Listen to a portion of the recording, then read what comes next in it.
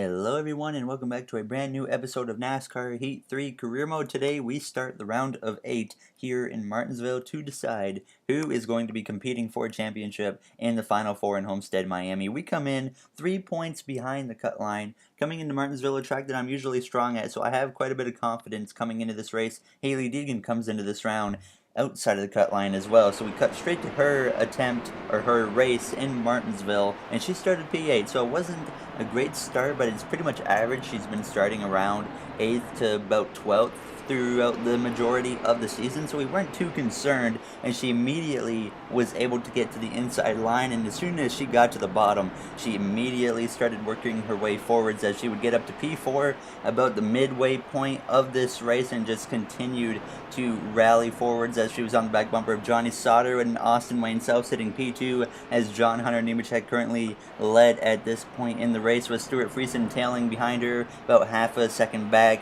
in P5, but as we come to 2 laps to go, she had a chance to go to second place, passing Sauter on the inside. She's had quite a few battles with Sauter, some contact here and there. He's not the happiest with her at the moment, but she got ahead of him now as she approaches the white flag in this race on the back bumper just about of John Hunter Nemechek as the white flag comes out, and she has a chance to lock herself into the round of 4 with a victory here in Martinsville, trying to get win number 3 of her Truck Series career out of turn 2, all over the back bumper of John Hunter Nemechek, and she looks to the inside with a late move, making sure she catches him off guard. She gets side by side, pushes him up the track just a little bit, and on the exit of turn 4, she was going to edge out John Hunter Nemechek for the victory in Martinsville, so she will now punch her ticket into the Final Four in Homestead and have a chance to compete for the championship in her rookie season with career win number 3 here in Martinsville. So certainly very happy with that, because we came into the season really not expecting to come this far. I was thinking, the first 5 races went through and I would have been surprised if we made the playoffs, and now here we are with a chance to win a championship with our driver Hailie Deegan. Hopefully she will be able to pull that off. It's going to be hard to do, but now we can go into the next 2 races at Texas and ISM Raceway and not have any concern about anything. Maybe she can try to snag a few wins though to keep a few guys from locking themselves in. But even without the win for Hailie Deegan, she still would have been 18 points above the cut line, so she would have been comfortably in, as Brett Moffitt and Noah Gragson are currently the 2 guys out, as Grant Enfinger surprisingly in this Final Four, which I did not expect to see. But thankfully, we don't have to worry for these next 2 races, and it's time to push the focus towards my Cup Series race, where we're coming to a track that I have always ran strong at, and the AI can be really weird at this racetrack. Wow, what a close finish. Just wanted to say congrats. Amazing race. Thank you, Stuart Friesen, but the AI can be very weird at this racetrack, especially in lap traffic, so we're going to have to watch out for that in this race, but I'm looking forward to this one. Hopefully we can run solid. We'll take a quick look once again at the playoff standings before we go in, just to see what we're dealing with coming in to this round. Kevin Harvick, 33, or actually 36 points to the good. And second on back, it's really anyone's game at this point, as the points are so close. But really, we're going to do everything we can to try and get the win here today, because if we don't go into ISM Raceway with a comfortable gap above the cut line, we're going to be in trouble. If we go into ISM Raceway under the cut line, it's basically lost hope there. We're going to have to pull off some type of miracle, because I suck so bad there. And hopefully we don't go in to Phoenix with that type of situation. But cut straight to my qualifying lap. I already put in my lap, and I was trying to make a second attempt. I was going a little bit faster, and Joey Logano just happened to be in the way as we come out of turn 4 and cross the line, and I bailed on the lap. We actually did go faster still, but we did go P9 to start the first race of the round of 8 here in Martinsville. Good afternoon, everyone. Today, the NASCAR playoffs continue at Martinsville Speedway for the running of the first Data 500. Only 8 drivers still have a shot to take home that coveted Monster Energy NASCAR Cup Series championship. Now, to advance, those drivers are going to have to tame the shortest track on the schedule. But don't let Martinsville's small stature fool you. This classic venue still packs quite a mean punch. The drivers are on the track. We're ready to go racing. Alright, we are ready to get going here in Martinsville to start this round of 8. Jimmy Johnson starts on the pole. Corey LaJoie sent to the back after an engine change in qualifying. That's the only driver sent to the back. But Jimmy Johnson starts on the pole at 1 race after being eliminated in the round of 12. And we are ready to go green. The green flag is out in Martinsville. The round of 8 is finally underway behind the 4 of Kevin Harvick, who's really not starting good in this race, surprisingly. But Eric Almirola on the outside front row, he got eliminated, obviously, in the round of 16 after a poor performance in the Roval. Now, as we come into turns 3 and 4 for the first time, looking to the inside of the 11 FedEx Camry of Denny Hamlin as we come out of turn 4, clearing him now, coming alongside the 14 of Clint Boyer, immediately gaining a few positions up to P7, now trying to get up to P6 as Almirola follows down the order very fast, obviously stuck on the outside. He can't really do anything at this racetrack unless the outside is really the line to go with when the AI are in traffic, though, and that's really the only time that you should see me up there now as we are on the inside of Eric Almirola, trying to get ahead of him, but he had the momentum off the corner to where I could not stick on his left side going into turns 1. Now as we come into turn 2,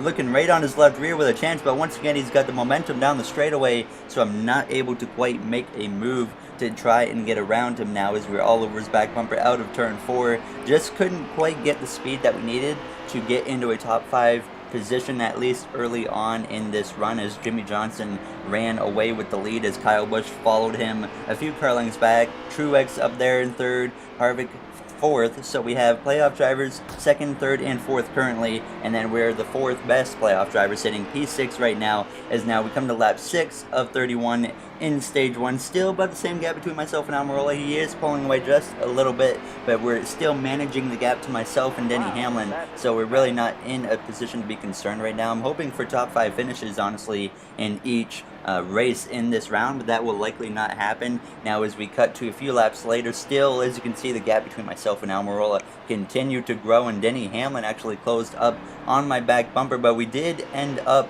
closing on Almirola a little bit later in this run. We start slowly, very slowly, creeping in on him here, as now you see the AI running into some lap traffic now, so certainly going to allow me to run the 10 car down, as now the leaders are dealing with those lap cars, and the AI sucks very bad at this track with lap traffic. It's really unfortunate because the AI, or the lap cars at least, ruin every race here in Martinsville, so it's unfortunate. But as we cross the halfway point in stage 1, like I said, it's very slowly reeling in the 10, but we are slowly getting there. And now as we sit 4.5 seconds behind the leader, the gap is coming down by a few tenths, maybe even half a second to almost a full second every lap, because the AI just cannot find their way through the lap traffic as we cross the line to hit 15 laps to go. And you now see we're definitely closing in on that 10 car as we come down the back straightaway, 3.8 seconds now to the leader, so certainly they are struggling real hard, and we're taking full advantage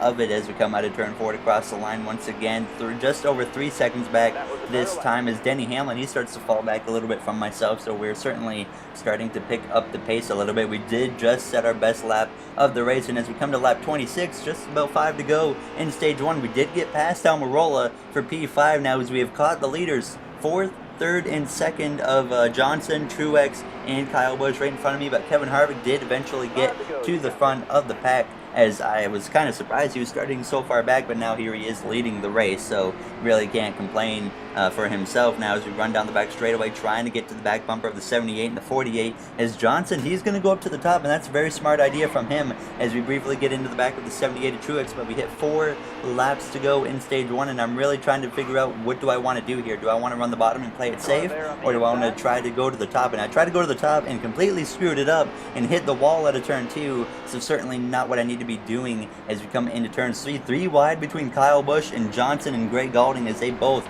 try to use that outside line to get past the lap traffic, and it fails for both of them on that attempt. Now as Almirola is going to look to the inside of the 48 as we're about to hit 2 laps to go in stage 1, and I'm trying to look to the inside of the 10 maybe as we come out of turn 4 now into turn 3, looking to come out of the 4th turn now on the inside of Jimmy Johnson in the 48, getting a little bit loose there with a little bit of contact with the curb, but not able to make a move happen yet, as Kevin Harvick looking like he will clearly win stage 1, and that will set him up very well to make this final 4 if he can maintain the pace that he's running now. As we look to the inside of the 10 of Almirola, he left the hole open, and we're going to take full advantage of it out of turn 4. We're going to force the 3 wide with him in the 48 of Jimmy Johnson, as the white flag is in the air as we go into turns 1, 3 wide making it work as we're going to clear them both out of turn 2 as I push wide just a little bit to make sure I do clear them, as Alex Bowman now takes them 3 wide as Almirola backs out as we come into turn 3 for the final time in the stage. Looking to the inside of Kyle Busch with the run off the corner. We're going to be able to steal P3 in stage 1 as Kevin Harvick is your stage victory winner. A very solid job as we ram into the back of Martin Truex Jr. putting damage on our car now, but a very solid job by me in the first stage. I was not expecting to get third. I was thinking more like a 6th or 7th, but that obviously is very good for myself. Now as we get ready to go green, behind the 4 of Kevin Harvick, the green flag is back out, and Kevin Harvick and Truex will lead the first 2 rows to the green into turns 1 now, as Alex Bowman in the Nationwide 88 Camaro sits behind me as we come out of turn 2, just a little bit on that left rear of Truex. We make a little bit of contact, but not able to maintain on the inside of him through turns 3 and 4, as Harvick is clearly already pulling away as we come across the line to complete lap 1 in stage 2. Bowman on my back bumper as we go a little bit wide, allowing him to close right up on my back bumper, but he's not able to make a move down the back straightaway as Harvick is just going to pull away, and he's probably going to go and win everything in this race, because usually when Kevin Harvick wins races, he dominates the first few stages as well, so he's looking like he's in his typical form early on in this race. I think he's got 6 or 7 wins this season, so he's either going for win number 7 or win number 8 right now, which would obviously punch his ticket into the Final Four, even though he's already 36 points to the good coming into this race, which is not a perfect situation for him, but it's way better than anyone else in the playoffs right now, as Joey Logano is, I think, 4 to the good, and he's in 2nd place in the points. So certainly going to be interesting to see how this final couple races goes as we get ready to decide the Final Four, as we are starting to lose some time to the 78, and it looks like there's no way we're catching Harvick. But I did end up getting passed by the 88 of Alex Bowman. I pretty much let him go because he was showing much more speed than I was. As you clearly could tell, I was falling back pretty quick. Now as we come to the halfway point in stage 2, running down Bowman and Truex, as obviously we're starting to get into some lap traffic now. So this obviously is where basically I'm always the fastest car on track when the AI unfortunately gets into lap traffic, because like I said many times, they suck real hard in the lap traffic. Now as we get to the back of the 88 on the inside of Hemrick, clearing him now as we get right into the back of Bowman. Just a light tap to his bumper, not unsettling his car or anything, as we do come now to lap 19, approaching lap 20 in stage 2. Looking to the outside, trying to make the outside work on these guys because they were clearly being held up, so I decided we might as well jump to the top and try to make it happen. But we come through turns 1 and 2, actually struggling to make this top work, as we do just about get clear Bowman, but not enough, as now I try to get in behind him, and then that just does not work. Now as we finally do get behind him on the exit of turn 4, really struggling to make the outside work. Unfortunately, now as we come to lap 27, you see Harvick, he's been held up so much, he has lost the lead now to the 78 of Martin Truex Jr. as they battle side by side for it. Coming to 3 to go in this stage, as Almirola is right on my back bumper, but Kevin Harvick might lose the stage victory now as we look to the outside of Bowman, crossing the line. 3 laps to go in stage 2, and we have a chance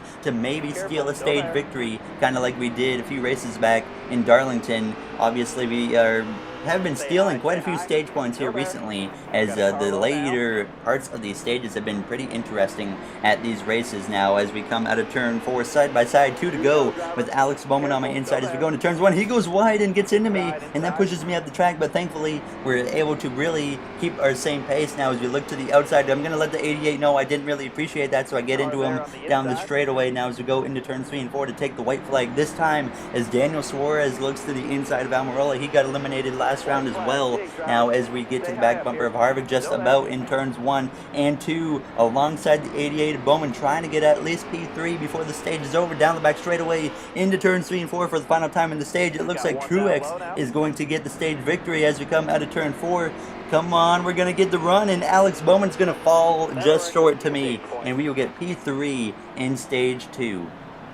And Martin Truex Jr. will get the stage victory, as William Byron with a solid finish of P6. Rumors have it that maybe I might be replacing him in that 24 car next season. We really don't know. I might be in the 1 car, I might be in the 24 car, I might be in a Stuart Haas car, possibly in the 41. We'll have to wait to find out, as the green flag is about to come out. The final stage is underway. This is a longer final stage than most tracks, 58 laps here in Martinsville, as we are clearly not able to get to the inside of Harvick, as he falls in line behind Truex back straightaway, allowing him to not lose any time running that outside line as we come into turns 3 and 4.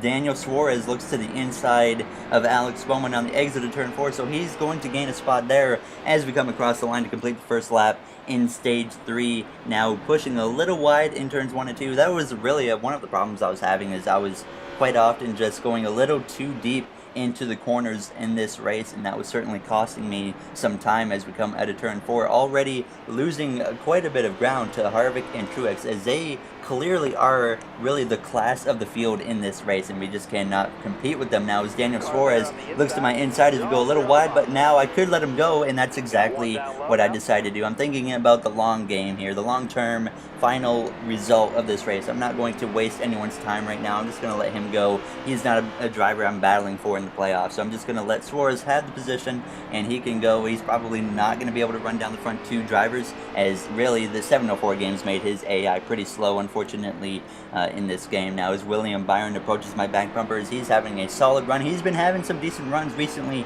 in this game, so maybe he's trying to set himself up to get some momentum going into the next season, as he's had a terrible season, his terrible rookie season. Now as we come down the back straightaway, Suarez pulling away from me. We're well over a second behind the leaders at this point, but Harvick has run down the 78 of Truex.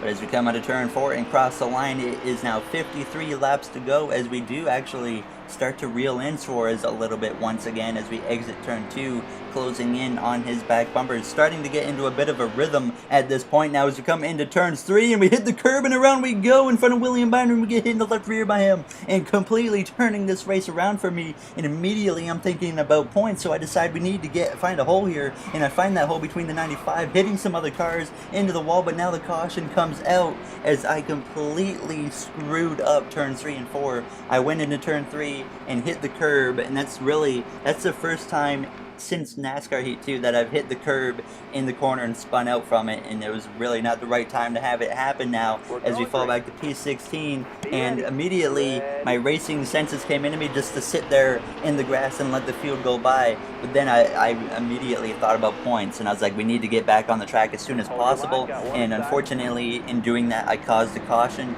but that might actually work for us now as we come out of turn 2 just ahead of Casey Kane. Certainly a big setback for myself, but we are very fortunate that we did not get any damage from that incident, as well as we didn't lose too much track position, so we still certainly have a shot in this race. Probably not going to win now, but well, we probably weren't going to win this race anyways unless the lap traffic became a big factor, but now it's looking like we just need to focus on getting a top 10.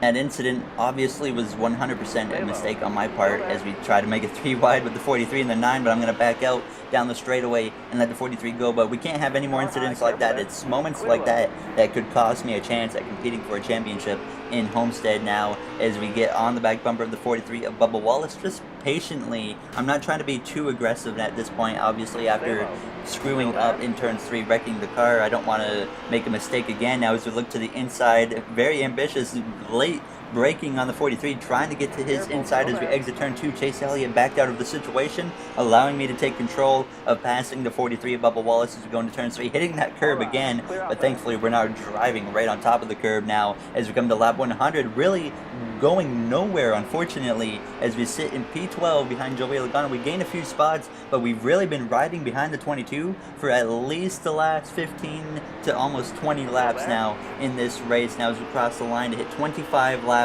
to go here in Martinsville, as Kevin Harvick or Truex's are likely leading this race as they're probably running top 2, but you see up ahead we are running into some lap traffic. We're a little too far back, I think, to still be able to run down the leaders, but then again we're only 4 seconds back, but look at how many cars we have to get past, and this is what I'm talking about, how bad the AI is here in lap traffic. I mean, they just continue to drive in a train, so obviously I'm going to take advantage of that. We're going to jump to the top. It didn't work there, as really, like I said, the top hasn't been working as well for me in this race as it has in the past for some reason, but it's still working to say the least at some points, and it's working enough to keep me up here trying to make it work as we hit 23 to go, and Logano just completely blindsides me in the left side as he completely misjudged his turn 1 entrance or something and nailed me right in the left side.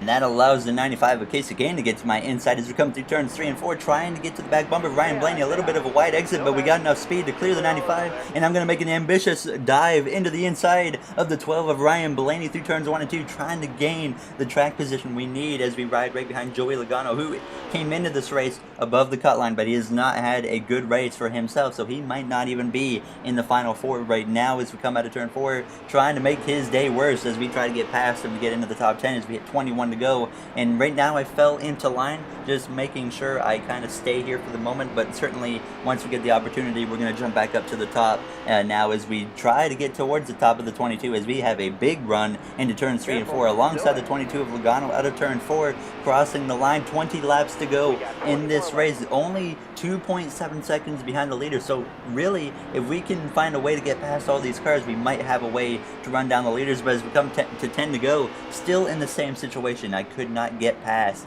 these guys, but now we're even in a more severe train than we were before. So this is really a good opportunity for me to jump to the top once again as we cross the line to hit 9 to go, running that middle to top line, getting back in line just so the 95 of Casey Kane can't get to my inside as we come down the back straightaway. Certainly an opportunity to make this outside work, but I just cannot make it happen right now. But now it seems like it finally does work as we get past the 22 of Logano alongside the 47 of AJ Allmendinger as we cross 8 laps to go as William Byron sits up there in P8 behind 7th place of Clint Boyer and 6th place of Alex Bowman as we come out of turn 2 side by side with William Byron out of turn 4 now with 5 laps to go in this race. So we got ahead of the 47 Allmendinger, and now we're working on passing William Byron as we come down the back straightaway. The leaders, really, we can see the leaders up there, but it's just we don't have enough time to run them down as we come out of turn 4, just edging ahead of William Byron, and now we clear him to get up to P8, and I'm going to allow him to get to my inside because we don't need that inside line right now as we try to get to the back bumper of Boyer, but it's just not happening as we still battle alongside William Byron, touching the wall down the back straightaway for a few moments, but no big deal as now we are side by side with Clint Boyer on the exit of turn 4. We really get a good entrance into turn 3 along the outside of these cars, and that's really our strong point when we run this line now, is hopefully if we can pull off a top 5 finish here, that would be a huge rebound after what happened earlier in this stage as we come into turn 3, still side by side with the 14. Now looking to the right side of the 88 of Alex Bowman as we come across the line this time by. It is 2 laps to go in Martinsville as we continue to try to make this line work. Bowman getting a little unsettled there, and I go way wide into turns 1 and 2. That's certainly going to cause me to lose some time down the back straightaway as Boyer gets to my inside. Going into turn 3, he goes a little wide, making contact with myself. But once again, we get alongside the 88 of Bowman as we come out of turn 4 to cross the line. The white flag is in the air now as we come into turns 1 and 2 for the final time, trying to gain as many positions as we can before this race is over. Any point can matter now at this point in the season as we come into turns 3 and 4 for the final time. Looking to the outside of the 41 of Kurt Busch, who's trying to make the final 4 as well as we come out of the 4th turn side by side with Kurt, but he is going to get the position, and we will get P6 here in Martinsville, which really I am not going to hang my head over because it was a big rebound after I wrecked myself off the curbing earlier in the stage, falling back to P16 as Kevin Harvick wins the race and locks himself into the final 4. And let's be honest here, Kevin Harvick deserves to be in the final 4, so we can't complain there as he has won so many races this season. He has been the driver to beat the season, and no matter how the season ends, really, Kevin Harvick was the MVP, or I guess you say the MVD, the most valuable driver. But now we sit 11 points to the good since Joey Logano is 2 points out now after Martinsville. Kurt Busch, the last car in, Martin Truex Jr., a pretty comfortable gap for himself over the cut line. So now I'm 11 to the good, Kurt Busch is 2 to the good, and you see Clint Boyer, Kyle Busch, and Keselowski all in really rough situations. They're going to have to make something happen now in Texas and Phoenix if they want to make it into the final 4. So we're sitting half decently going into Texas, which is what I needed, and hopefully we can maintain or even grow that points gap after Texas with a good run there, as DJ Kennington says we were amazing, and Kyle Busch does not think that though. And I sat here for a moment, I was like, do I provoke him or do I apologize? We apologize because I don't need a rival within the last 3 races of the season, especially when we're trying to make the final 4. But in the next episode, we will have the recap of Haley Deegan's efforts in Texas as well as my race in Texas. So if you guys enjoyed, make sure to comment, like, and subscribe. Those would all be very, very appreciated. But I will see you guys in the next episode for Texas, and hopefully we have a solid run there. So thank you for watching, everyone, and I will see you guys in the next one. Have a great day, everybody.